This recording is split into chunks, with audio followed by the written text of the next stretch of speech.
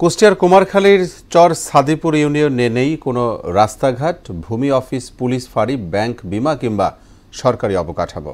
Bridge না থাকায় প্রতিদিন নৌকা দিয়ে পাড়ি দিতে হয় পদ্মা নদী। নেই তাদের জীবনের কোনো নিরাপত্তাও। সমস্যা সমাধানের আশ্বাস দিয়েছে স্থানীয় প্রশাসন।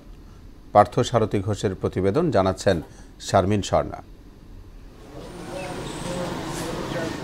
কুষ্টিয়ার কুমারখালীর চর সাদিপুর ইউনিয়নে নেই কোনো রাস্তাঘাট, ভূমি অফিস, পুলিশ ফাঁড়ি কিংবা সরকারি অবকাঠামো।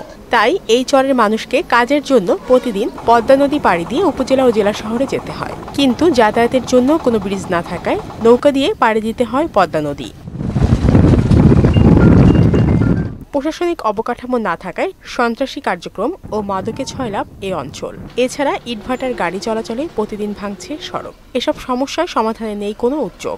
একবারে অযোগ্য গাড়ি চলাচলের মতন পরিস্থিতি নাই। রোড ঘাট নেই, আপনার পাকা রাস্তা নেই, কাঁচা রাস্তা, শুধু বালু। আমরা মাটিগুলি ফেলায় বন্টন দিয়ে এগুলি দিয়ে যাতায়াত করতেছি। রোডটা ভালো করে দিতে পারেন তাহলে মনে করেন যে আমার একটু সুবিধা হবে। কুষ্টিয়ার পাবনা টু যাতায়াতের জন্য বর্তমান অবস্থা খুবই খারাপ।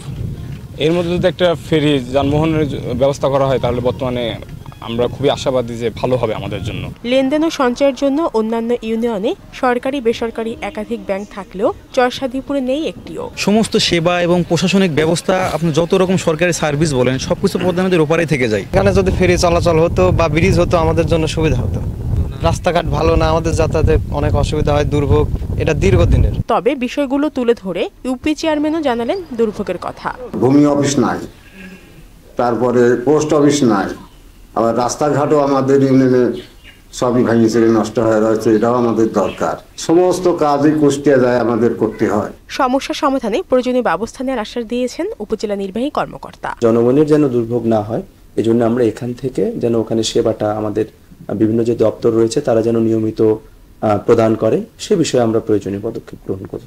শুধু আশ্বাস নয়, দ্রুত এসব সমস্যার সমাধান হোক, এমনটা চান পদ্মা চরাঞ্চলের মানুষ। শারমিন স্বর্ণা, মোহনা সংবাদ।